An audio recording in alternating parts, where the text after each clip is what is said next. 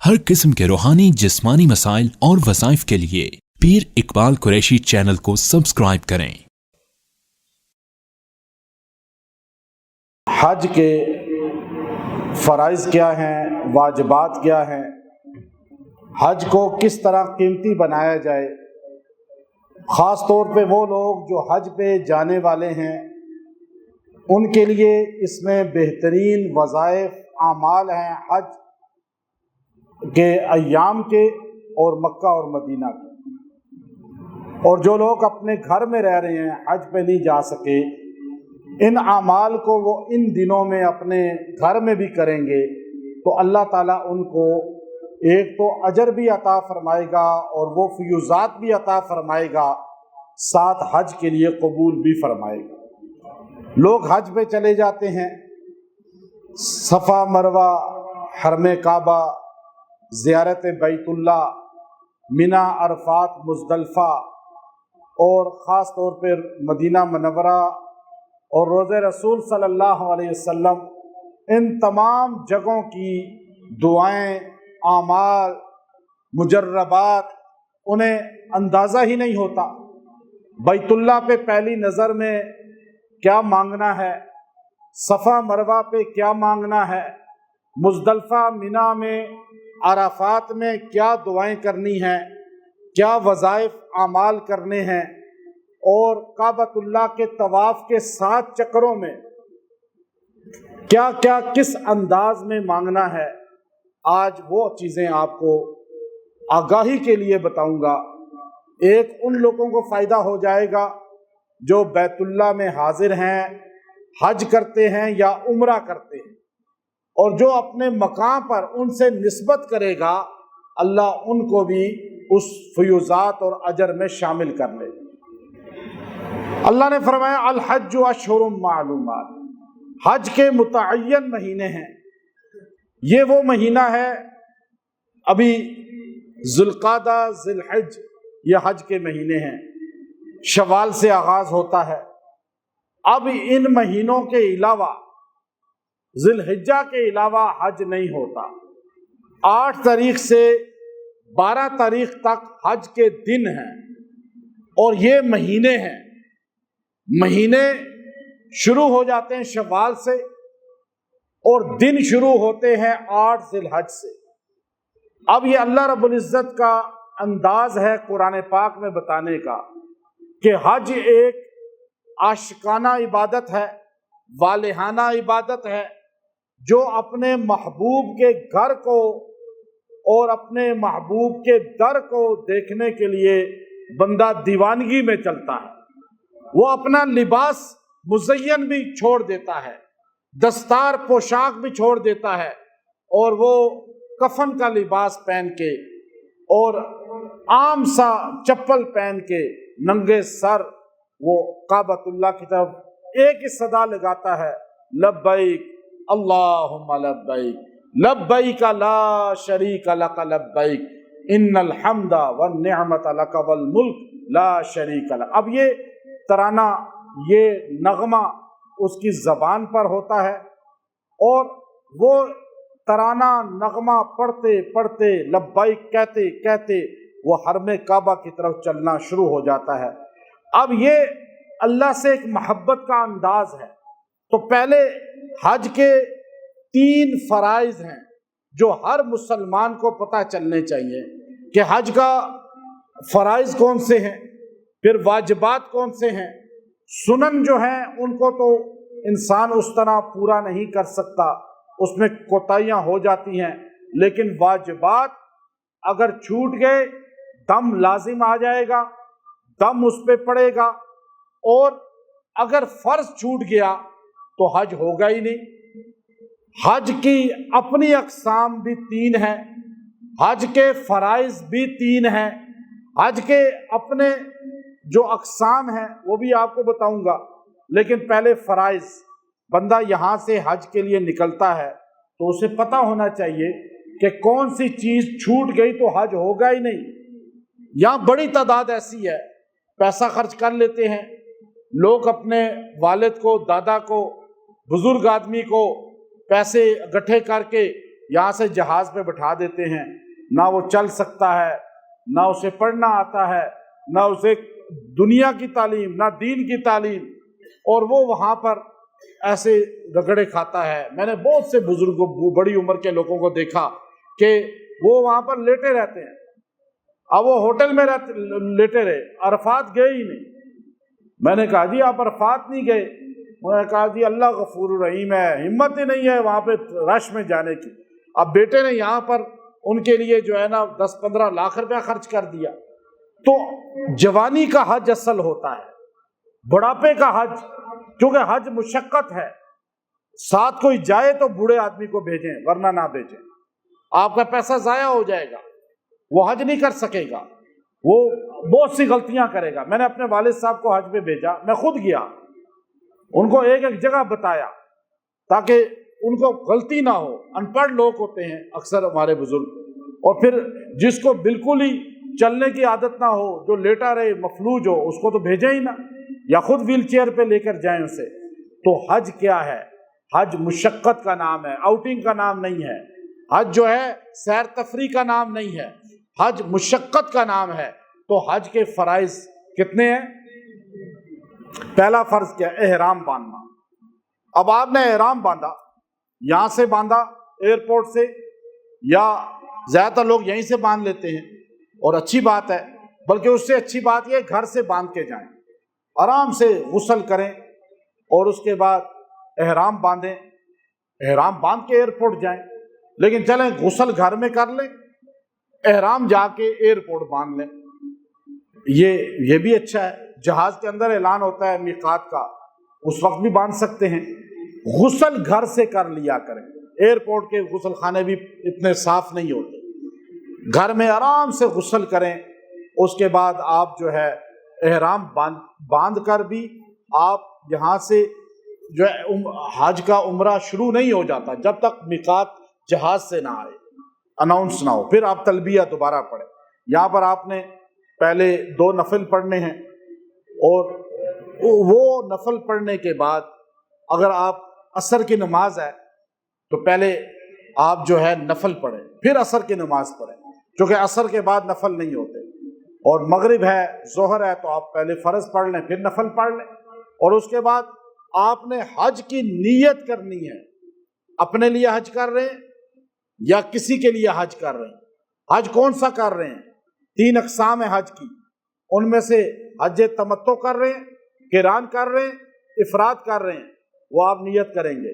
پھر آپ نیت زبان سے بھی ہوتی ہے، دل سے بھی ہوتی ہے، دونوں طرح جائز ہے۔ تلبیہ ایک بار پڑھیں، لبیک ایک بار پڑھیں اس میں، اس کے بعد آپ دعا کر لیں۔ کسی کو اصالہ ثواب کے لیے کرنا ہے وہ بھی نیت کر لیں۔ یہاں سے آپ کی نیت تصور ہوگی۔ اب یہ حج کا احرام باندھنا یہ پہلا فرض ہے۔ کوئی بندہ احرام نہ باندھے اور یوں ہی جا کر کپڑوں میں مکہ پہنچ جائے تو وہ مجرم ہوگا، اس پہ دم قائم ہو جائے گا۔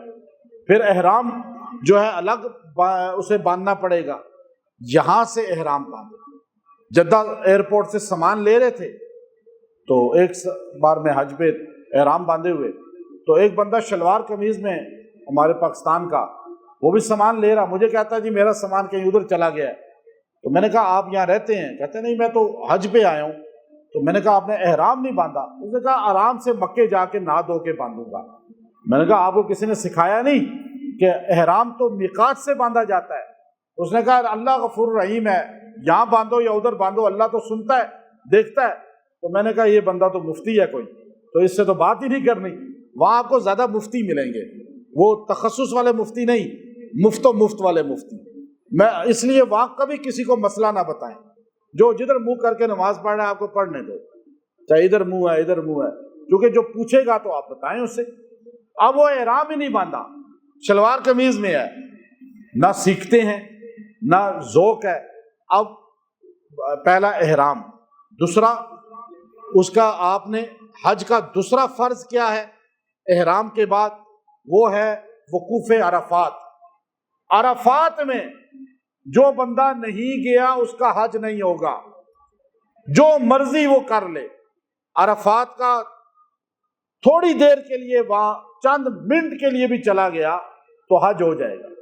اور وہ زوال 9 ذی الحج کی زوال سے لے کر 10 ذی الحج کی طلوع صادق تک ہے، اس میں رات کو بھی چلا گیا تو اس کا حج ہو جائے گا. عرفات گیا ہی نہیں اور جو ہے وہ جو ہے کہے جی میرا حج ہو گیا، نہیں ہوگا. ہمارا ایک بندہ گیا حج پہ تو لوگ کہنے لگے بھائی حجر اسود کو تو بوسہ دینا بہت ناممکن ہے واپس آ کر، ہم تو دے نہیں سکے، کعبۃ اللہ کی دروازے کے ساتھ چپک ہی نہیں سکے رو رو کے مانگنے کے لیے.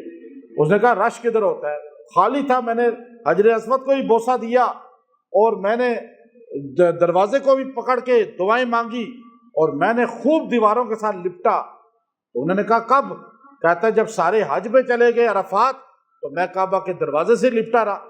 اب وہ حج کرنے گیا اور وہ حجر اسود کو بوسے دے ہی جا رہا ہے، اسے پتہ ہی نہیں وقوف عرفات حج کا رکن اعلیٰ ہے، اس کے بغیر حج ہوتا ہی نہیں ہے.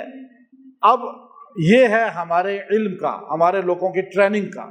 تو 2 چیزیں فرض ہیں اور تیسری کون سی فرض ہے؟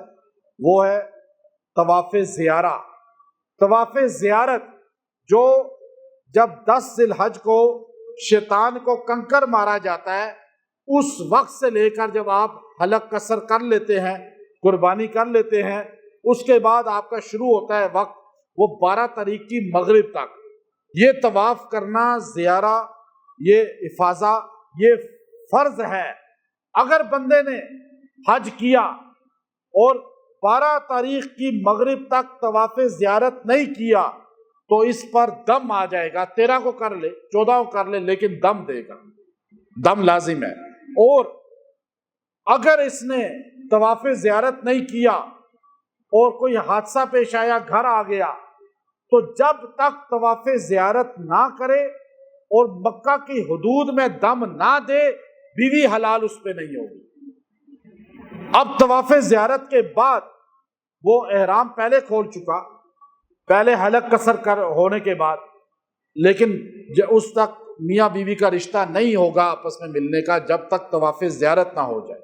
تو یہ اللہ کے 3 عطا کردہ فرائض ہیں. پھر حج میں واجبات کیا ہیں جن کے نہ کرنے سے آپ پہ دم آ جاتا ہے، آپ کو دم دینا پڑتا ہے. اور وہ دم پاکستان میں، انڈیا میں نہیں دے سکتے، وہ آپ کو حدود حرم کے غربا کو دینا ہوگا. وہ حدود حرم میں بکرا دمبا دینا ہوگا، وہ بکری دینی ہوگی. تو وہ دم ہے. ایک اگر آپ سے چھوٹ گیا واجب میں پہلا واجب کیا ہے کہ آپ واجب میں ہے کہ آپ شیطان کو کنکری ماریں گے. کنکری نہیں ماری آپ نے کہا جی آج کی کنکری کوئی مار دے، آپ صحت مند ہیں، یا نہیں ماری، دم دے دیں. پھر ٹیکس ہے، جرمانہ ہے آپ پہ.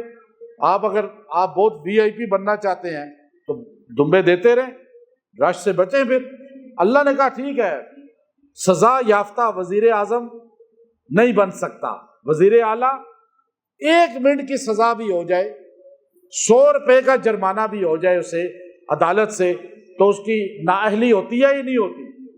آپ ایک دم آپ پہ پڑ گیا تو آپ نااہل ہو گئے نا، 2 دم پڑ گئے. سوچئے اس کو، اللہ کی بارگاہ میں تو نااہلی ہوتی جا رہی ہے نا، آپ کیوں چلان اپنے کٹوا رہے ہیں؟ آپ بالکل صحیح کریں. یہ واجب نہ چھوٹے آپ سے.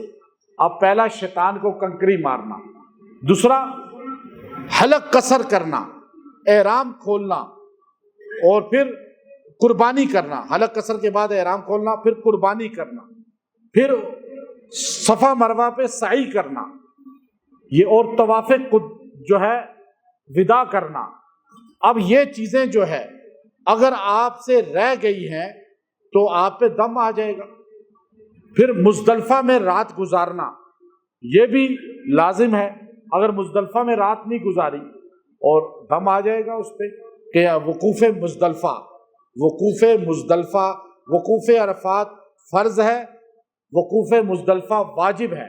رات کے علاوہ جو ٹائم ہے وہ اکثر لوگ کیا کرتے ہیں کہ مزدلفہ آتے ہیں، جب ادھر سے رات سوتے ہیں بڑے مزے سے، باتیں بھی کرتے رہتے ہیں یا سو جاتے ہیں، صبح اذان سے پہلے ہی چلنا شروع کر دیتے ہیں قافلے کی شکل میں. اور یہ شیطان کی کنکریاں مارنی ہے۔ طلوع آفتاب سے پہلے جا کے شیطان کے سامنے کھڑے ہو جاتے ہیں رش میں، جیسے ہی طلوع تو اب یہ داخل ہوتے ہیں، پھر اس کے بعد یہ واجب چھوٹ جاتا ہے۔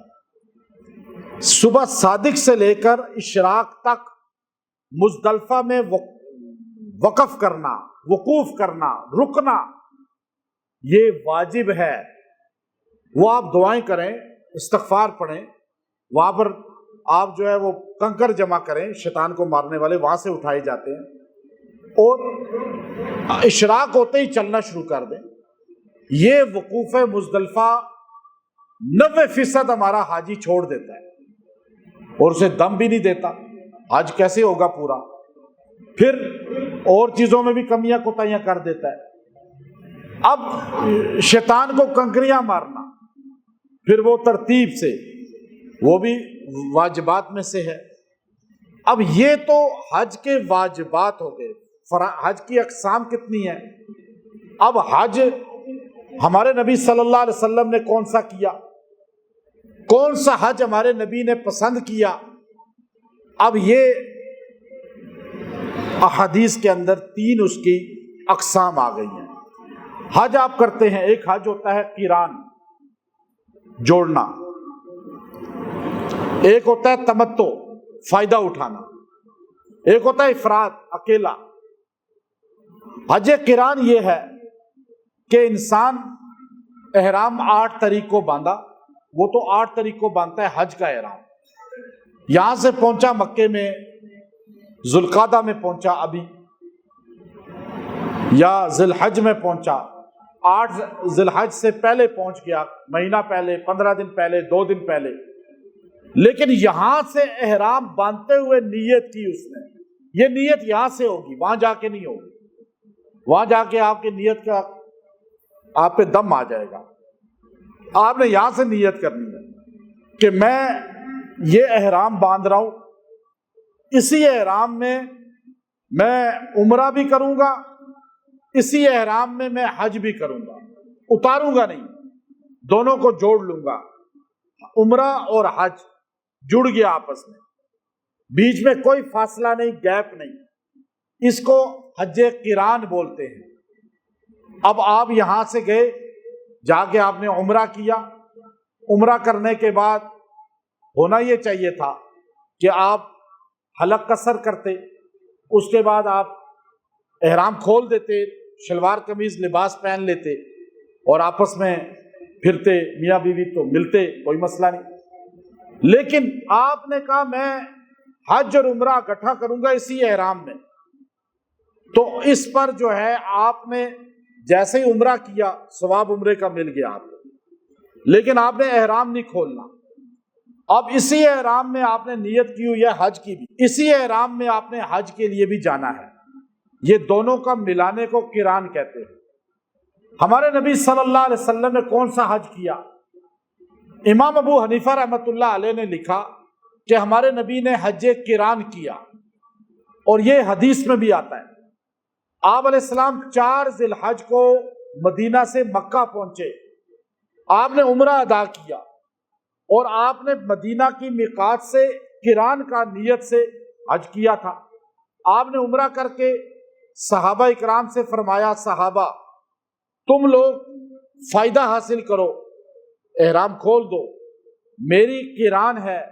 اور آپ نے 4 تاریخ سے 8 تاریخ تک احرام میں گزارا، اور پھر 8 تاریخ کو اسی احرام میں آپ مینا چلے گئے۔ تو یہ حج قران لکھا ابو حنیفہ رحمۃ اللہ علیہ نے، حج میں سب سے افضل ہے۔ جیسے نبیوں میں سب سے افضل کون ہے؟ حضرت محمد مصطفیٰ صلی اللہ علیہ وسلم۔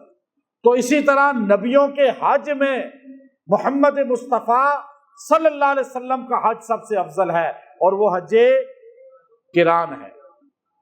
اب تمتع وہ حج ہے، آپ نے یہاں سے نیت کی کہ میں عمرہ کروں گا، حج کی نیت نہیں کی، عمرہ کروں گا۔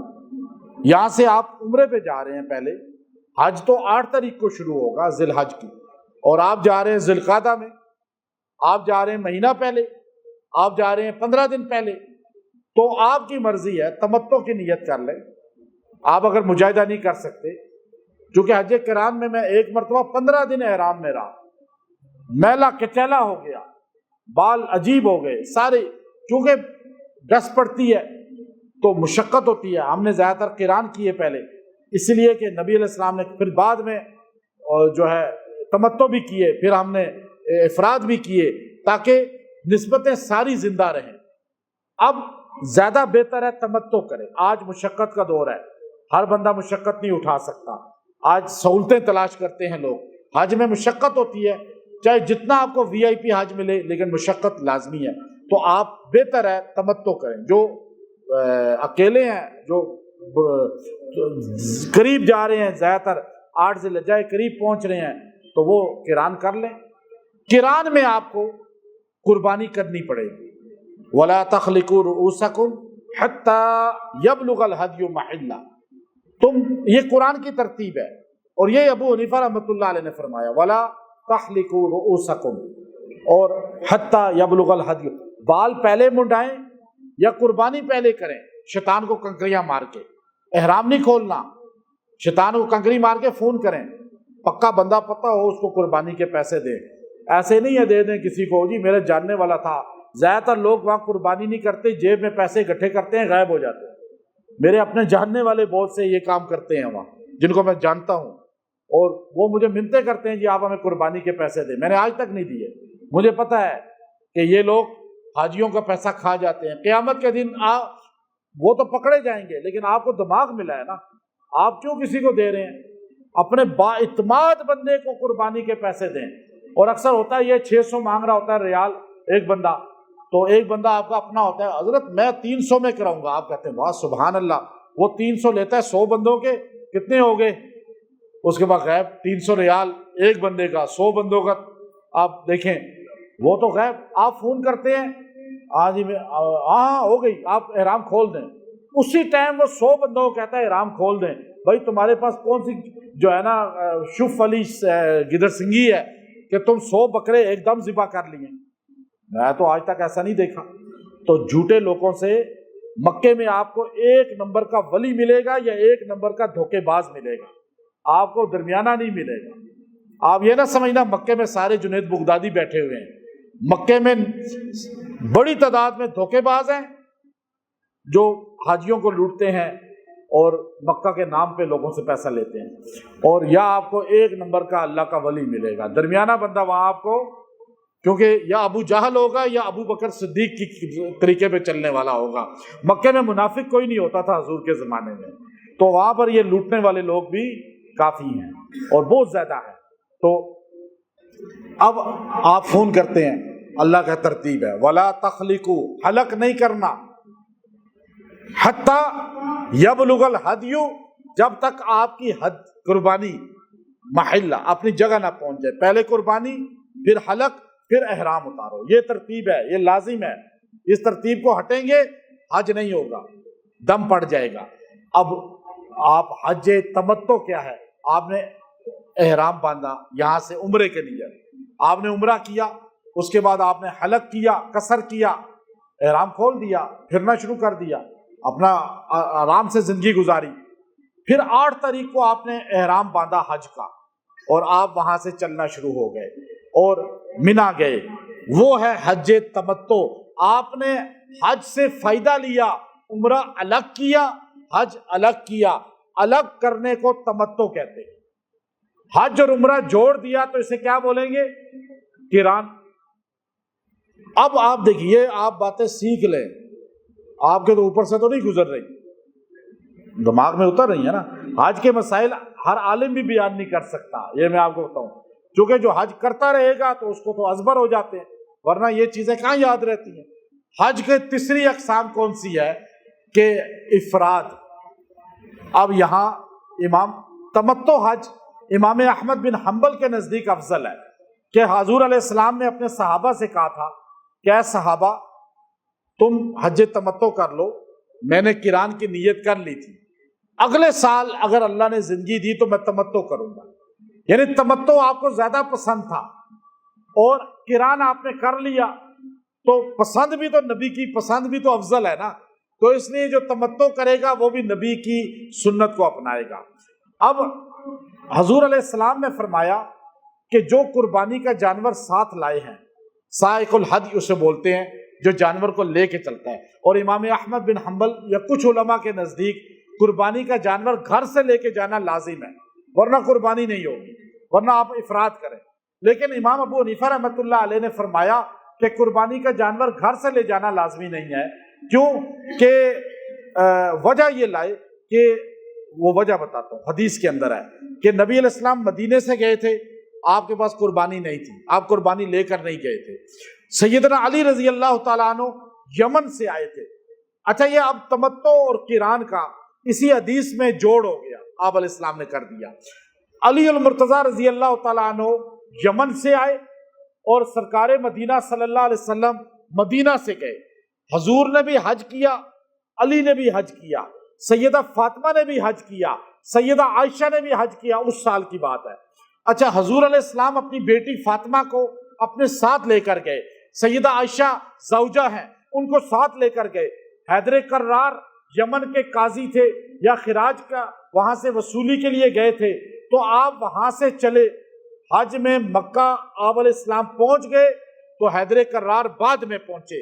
تو علی رضی اللہ تعالی عنہ جو ہے وہ پہلے اپنے گھر گئے، تو اپنے گھر میں جیسے ہی جو کمرہ تھا وہاں گھر تھا آپ کا، اور اس آبائی گھر میں جو علی بن ابی طالب رضی اللہ تعالیٰ عنہ کا اپنے والد کے زمانے کا گھر تھا، اس گھر میں داخل ہوئے تو دیکھا حضرت فاطمہ مزین ہو کر، تزائن کر کے اور صحیح اپنے آپ کو نکھار کر کے اس زمانے کے حساب سے اور اچھے انداز میں آپ اچھا خوشنما لباس پہن کے وہ بیٹھی ہوئی آپ کا استقبال کر رہی ہیں۔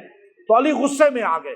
علی نے تو احرام باندھا ہوا تھا اور یمن سے آئے تھے بڑے دنوں کے بعد، تو آپ نے غصے میں کہا فاطمہ یہ کون سا طریقہ ہے کہ میں سفر سے آیا ہوں اور احرام میں ہوں اور آپ ایسے تیار ہو گئی، اس سے تو میرے جذبات ابھریں گے اور میرا حج خراب ہو جائے گا۔ تو آپ جب غصہ کرنے لگے تو حضرت فاطمہ نے کہا علی آپ غصہ نہ کریں، مجھے تیار ہونے کا حکم سرکار دو عالم نے دیا تھا، مجھے ابا جی نے کہا تھا کہ علی آ رہے ہیں آپ تیار ہو جائیں، انہوں نے کہا احرام میں ہوں، میں آپ کے قریب بھی نہیں بیٹھ سکتا، آپ سے زیادہ قریب قربت نہیں کر سکتا۔ تو حضور علیہ السلام کے پاس آئی، یا رسول اللہ یہ تو میں احرام میں آیا، فاطمہ تیار بیٹھی ہوئی ہیں اور وہ لباس میں مزین، تو میں سفر سے آیا ہوں، تو اس حالت میں صبر مشکل ہوتا ہے۔ تو آپ نے فرمایا علی تو نے کون سی نیت کی ہے؟ تو حضور نے فرمایا علی بتا تو نے حج کی کون سی نیت کی ہے؟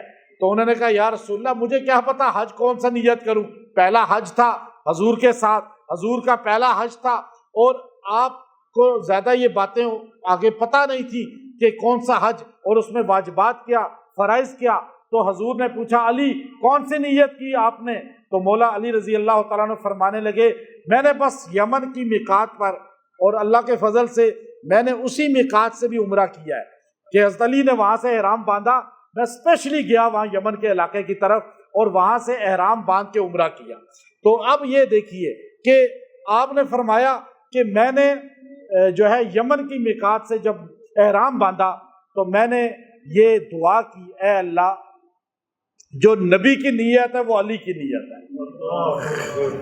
اب جوڑ دیکھیے علی اور نبی کا کہ جو نبی کی نیت ہے وہ علی کی نیت ہے۔ اب اس نیت کرتے ہی آپ نے خوشی سے فرمایا علی تمتع کر لے، تمتع کر لے، احرام عمرہ کر کے کھول دے اور جا اپنی بیوی کے ساتھ وقت گزار، اور اس کے بعد پھر فائدہ اٹھا حج کا، بعد میں احرام حج کا باندھ لینا۔ تو کہا علی اپنے ساتھ لائے ہو جانور؟ کہ یا رسول اللہ میں تو قربانی کے جانور لایا ہوں۔ تو آپ نے فرمایا بس اپنے لیے لائے ہو؟ کہ نہیں یا رسول اللہ میں آپ کے لیے بھی لایا ہوں۔ اب آپ دیکھیے علی اور نبی کا آپس میں پیار کیا ہے، یہاں بھی بھائی ہیں جنت میں ہی بھائی ہوں گے، یہاں بھی پڑوسی ہیں جنت میں بھی۔ کہا یا رسول اللہ میں آپ کے لیے بھی اونٹ لے کر آیا ہوں۔ آپ نے خوشی سے فرمایا کہ تو نے تو بھائی ہونے کا حق ادا کر دیا۔ تو اب پھر آپ نے صحابہ سے کہا کہ جو جانور ساتھ لایا ہے وہ قران کر لے، جو ساتھ نہیں لایا وہ تمتع کر لے۔ اب آپ دیکھیے اس وقت پہلا حج تھا، جو تمتع کرتا نیت چونکہ نہیں ہوئی تھی پہلے، نبی نے سکھایا ہی اس وقت تھا، تو اس لیے تمتع اور قران کا وہاں پہ یہ صحابہ کے اس عمل سے پتہ چل گیا۔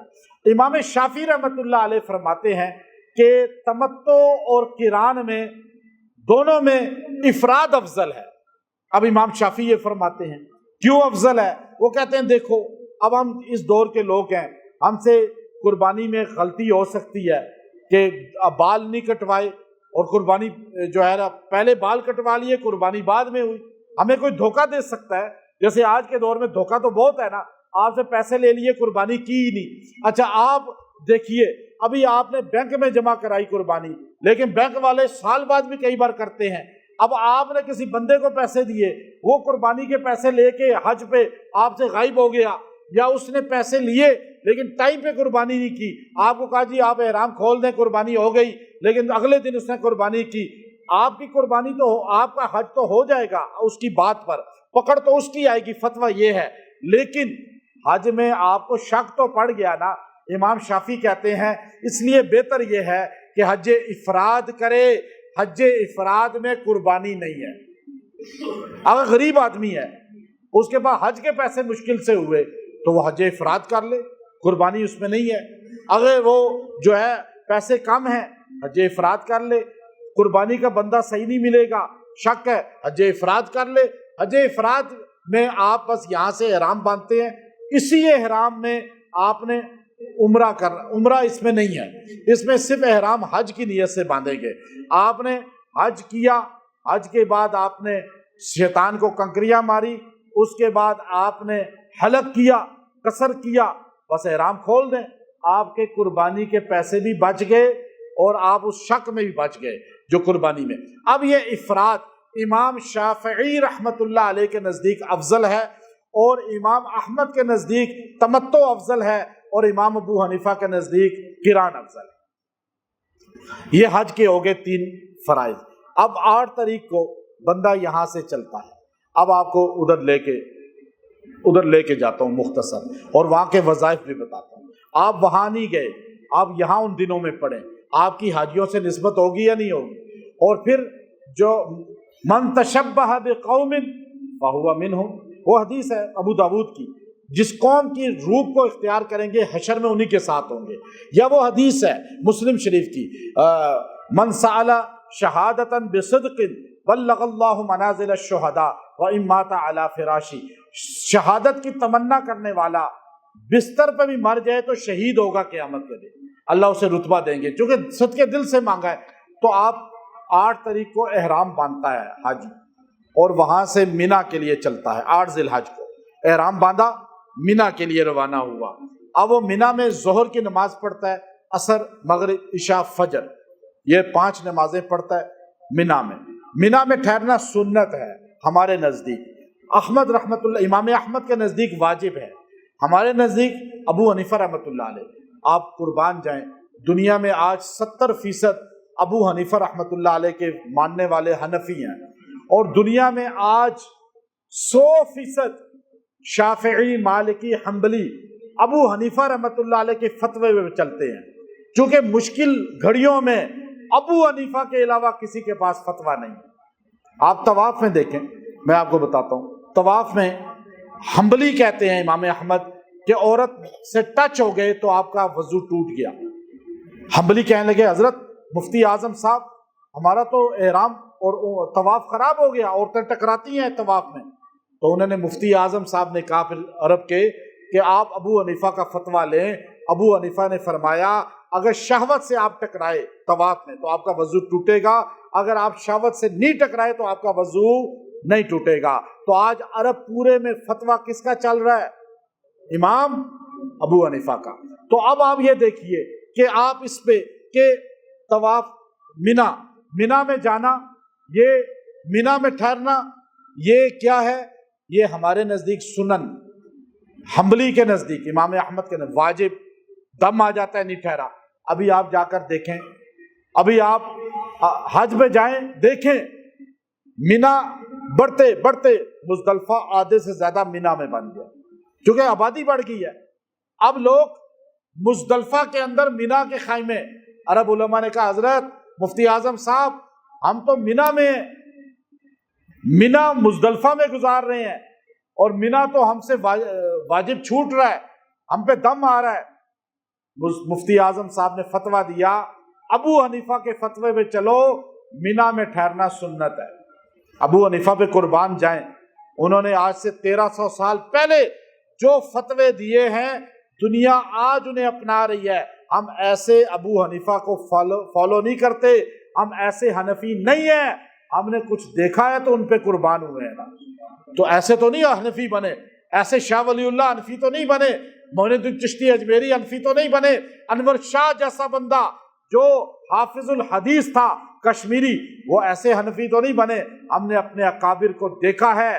अबू हनीफा में कुछ है तो तहावी हनफी बने ना, इब्ने हजर मक्की बने, तो कुछ है तो बने ना। तो अब आप देखिए, आप 8 तारीख को मिना जाते हैं, मिना में आपने ये वजीफा पढ़ते रहना है। अल्लाह ताला आपके लिए जिंदगी से तंगियां खत्म कर देगा, सहूलतें पैदा कर देगा। मिना में आपको जितना टाइम मिलता है, अब आप वहां पर ये आयत करीमा कुरान पाक की जो है, हर लम्हे आपने इसको पढ़ते रहना है। इससे आपके लिए अल्लाह ताला वहां पे परेशानियां जिंदगी से दूर करेगा और सहूलतें आपके लिए पैदा करता रहेगा। वो आयत करीमा क्या है कि आपने मिना के अंदर जो है या हन्नान या मन्नान, आयत करीमा के अल्फाज हैं जो कई आयतों को जमा किया है, उनके अंदर ये अल्फाज आए हैं।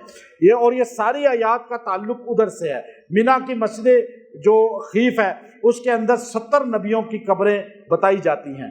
अब वहाँ या हन्नान या मन्नान या ज़ल जलाल वल इकराम, आप इस अल्लाह के 3 आयतों के अल्फाज जो अल्लाह की सिफात है वो यहाँ जमा हुई हैं, तो आप इनको पढ़ें 313 बार। और वहाँ और वो दिन आपको यहाँ मिलता है, आप 8 तारीख को यहाँ पढ़ें, आपकी ज़िंदगी से अल्लाह सहूलतें पैदा करके तंगियाँ दूर कर देगा।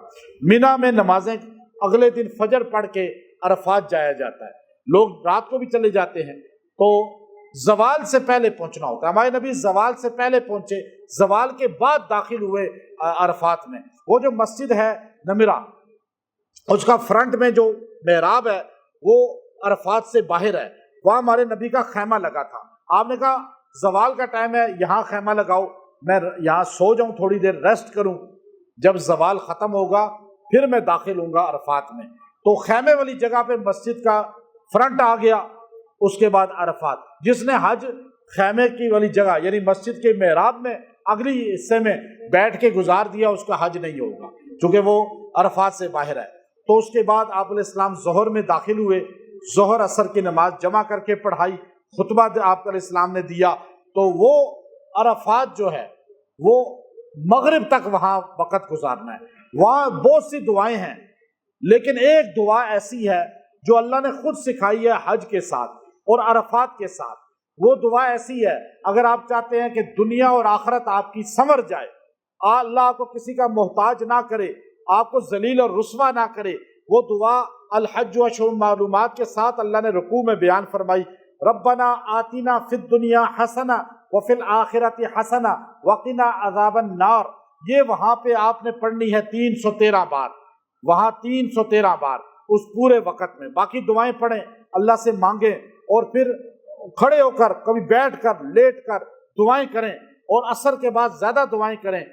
मगरिब तक दुआएं करते रहें। अज़ान मगरिब के वक़्त आपने मगरिब नहीं पढ़नी, वहाँ से निकलना है। अहले सुन्नत हम क्यों हैं कि हम नबी की सुन्नत को अपनाते हैं। जो अपनी मर्जी अपनाए, सुन्नत छोड़ के बिदअत इख्तियार करे, वह अहले सुन्नत नहीं। नबी ने कहा मगरिब की नमाज जल्दी पढ़ो, हमारी मसाजिद में जल्दी होती है ना, लेकिन वहाँ नबी ने कहा मगरिब लेट पढ़ो, इशा के साथ जमा करो। हम अरफात में मगरिब नहीं पढ़ते, बल्कि मगरिब होते ही निकलना शुरू हो जाते हैं और मुज़दलिफा पहुंचकर इशा और मगरिब जमा कर लेते हैं। मानने का नाम दीन है, मर्जी का नाम दीन नहीं है। अजान में मिलावट कर ली और हर चीज में, जनाजे में, ये दीन नहीं है। नबी ने जितना कहा उतना करना दीन है।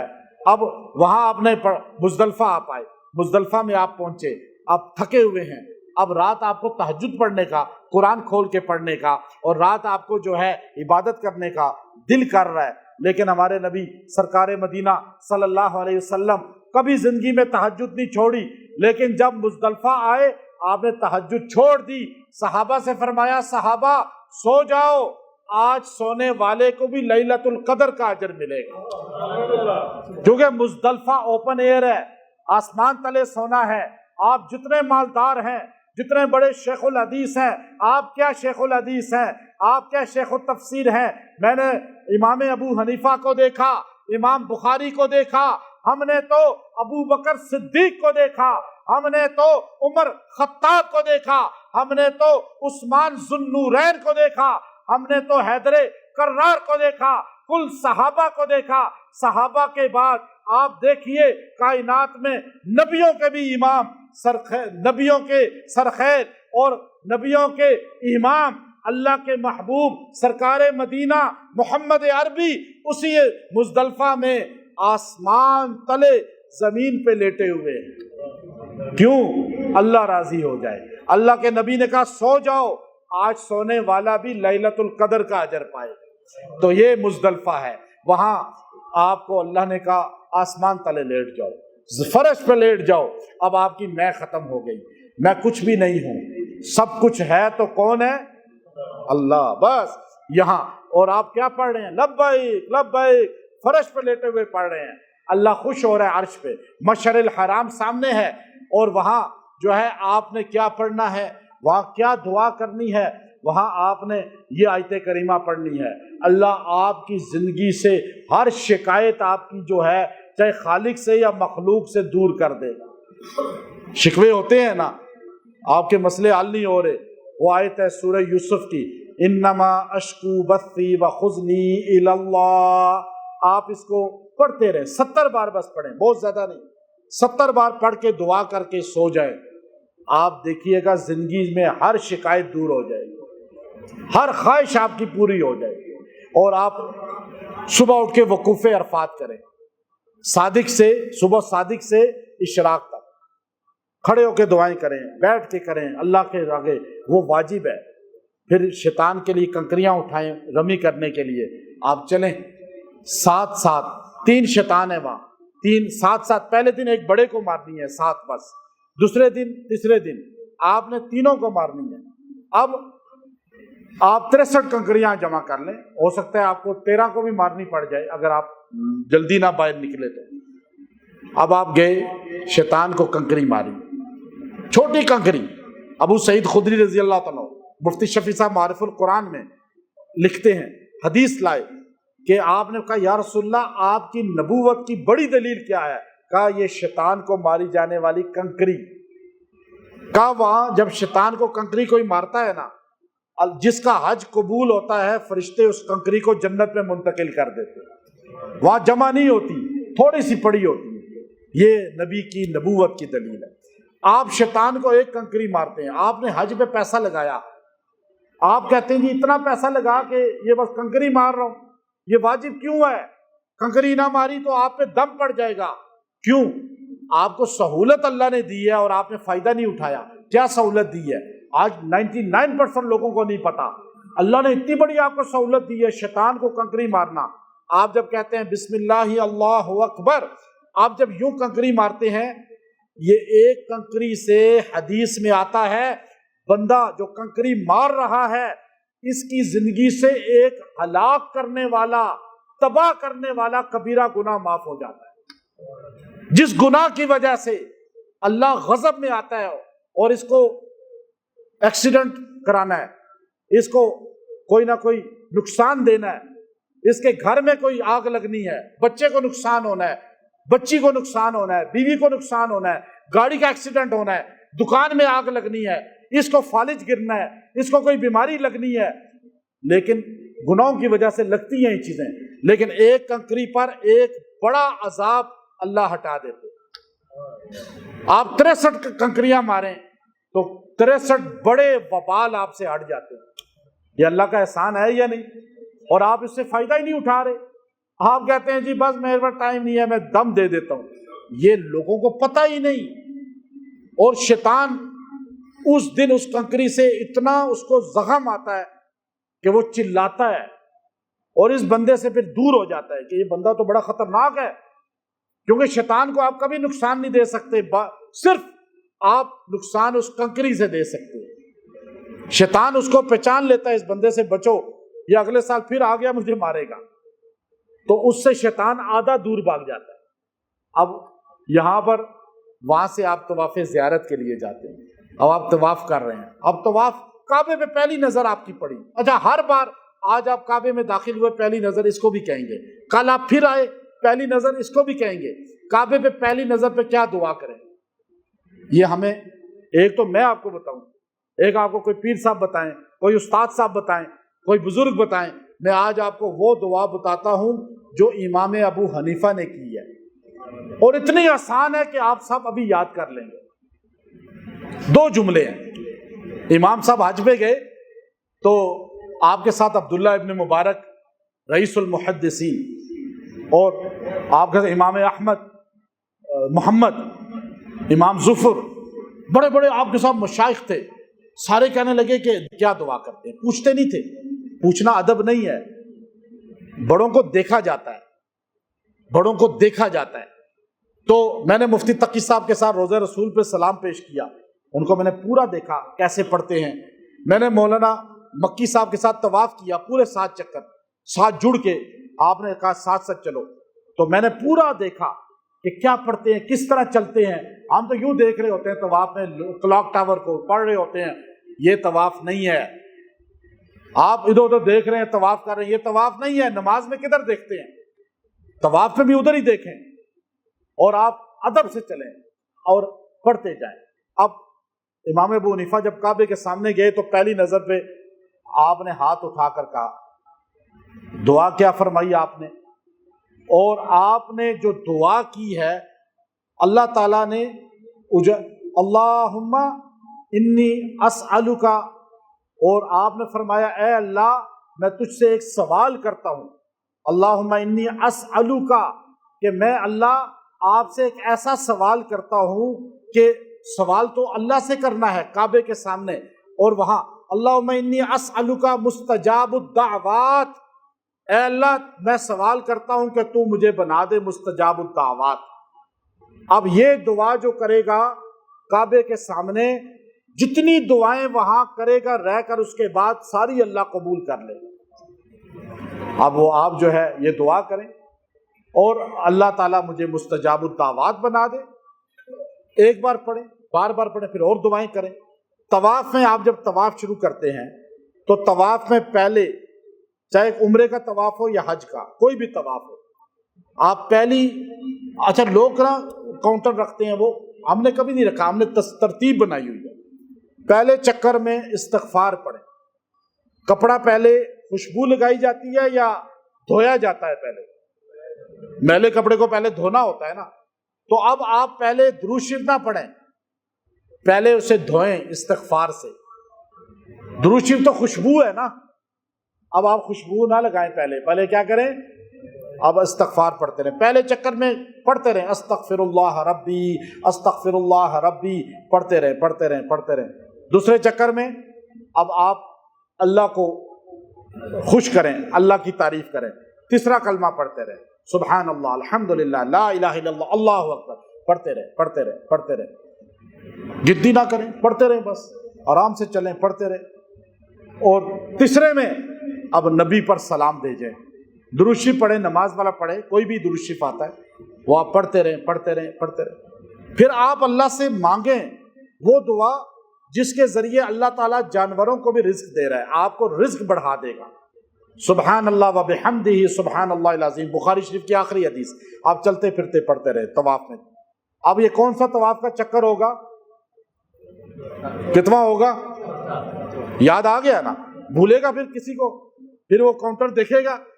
پھر 5ویں چکر میں آپ نے دعا کرنی ہے اپنے لیے، پہلے اپنے لیے مانگا جاتا ہے، اپنے لیے مانگیں، جو دعا پٹھان پشتوں میں کرے، عربی میں نہ کریں، ابھی پنجابی میں کرے، بلوچی میں کرے، انگریزی میں کرے، اپنی مادری زبان میں جیسے اللہ سے مانگا جاتا ہے نا، کسی اور زبان میں نہیں مانگا جاتا، آپ مانگیں اپنی زبان میں۔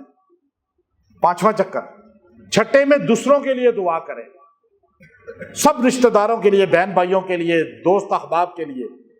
7ویں میں پھر عربی میں دعا کریں، ربنا ظلمنا، رب اجعلنی، رب زدنی علما، کوئی بھی آتی ہے، ربنا آتینا، یہ آپ پڑھتے جائیں پڑھتے جائیں، جتنی دعائیں عربی کی آتی ہیں۔ یوں آپ کا 7واں چکر باہر ہوتے جائیں گے، 7ویں چکر میں باہر نکلتے جائیں تاکہ رش سے نکلیں، 7 پڑھتے جائیں۔ حجر اسود پہ پہنچ کے بسم اللہ اللہ اکبر ہر بار کہنا ہے دور سے، یہ 7 چکر۔ اسی طرح صفا مروہ پہ آپ نے یہی طریقے سے دعائیں کرنی ہے 7 چکروں میں۔ اب آپ بتائیں، یہ وہ بہترین اعمال ہیں، صفا مروہ بھی بہترین ہو جائے گا اور آپ کا طواف بھی، اور اللہ تعالیٰ طواف کرنے کے بعد 2 رکعت سامنے بیٹھ کھڑے ہو کے پڑھیں، طواف 2 رکعت نفل طواف کے، اور اس کے بغیر طواف نہیں ہوگا کامل، وہ نفل پڑھیں تو پھر صحیح شروع کریں صفا مروہ کی۔ صفا مروہ پہ 7 چکر، جانا آنا جانا آنا، جانا ایک ہے، آنا دوسرا ہے، یہ آپ کے چکر ہوں گے۔ آپ مدینہ شریف اگر جاتے ہیں تو مدینہ شریف میں سب سے بڑی عبادت درود شریف ہے، اور چلتے پھرتے اٹھتے بیٹھتے درود شریف پڑھیں، درود شریف پڑھیں۔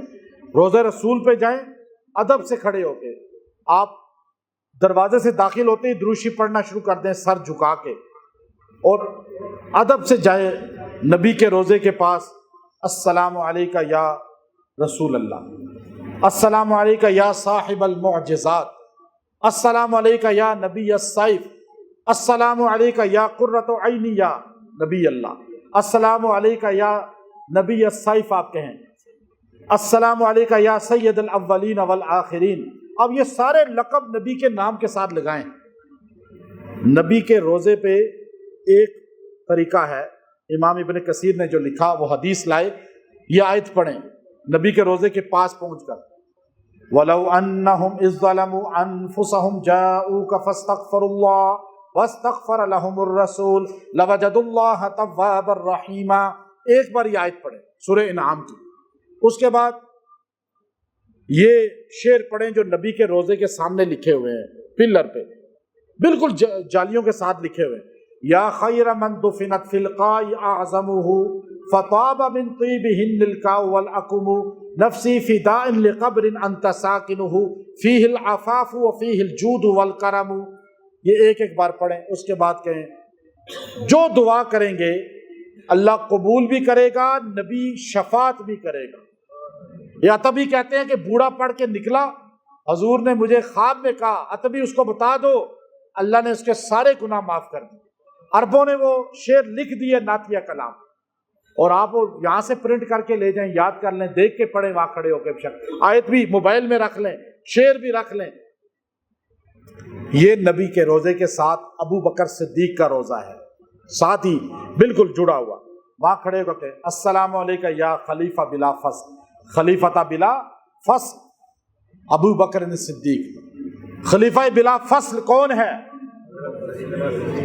خلافت میں بھی بلا فصل اور تدفین میں بھی بلا، جس کو نہیں یقین نہ کہ ابو بکر نبی کے بعد جانشین ہے، بلا فصل ہے، وہ جائے نبی کے روزے پہ دیکھ لے نبی اور صدیق میں کوئی فاصلہ، کوئی بیچ میں، اور جب یہاں قبر میں نہیں ہے تو خلافت میں بھی۔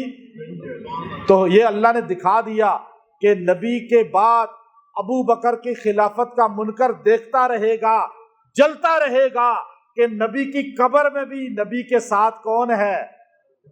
ابو بکر ہے۔ تو وہاں کہیں گے السلام علیکہ یا خلیفۃ بلا فصل ابی بکر صدیق۔ پھر اس کے ساتھ ہیں جانشین ابو بکر مراد رسول عمر بن خطاب، السلام علیکہ یا امیر المؤمنین عمر بن الخطاب۔ یہ آپ کا سلام پہنچ گیا اور آپ مدینے کی حاضری سے کامل نکل آئے۔ اس کے بعد جتنی بار مرضی سلام پڑھیں۔ یہ حج کے وہ طریقے ہیں، ان دنوں میں آپ یہاں یہ اعمال اپنائیں، اللہ آپ کو انشاءاللہ حج پہ لے جائے گا۔ وآخر دعوانا الحمدللہ رب العالمین۔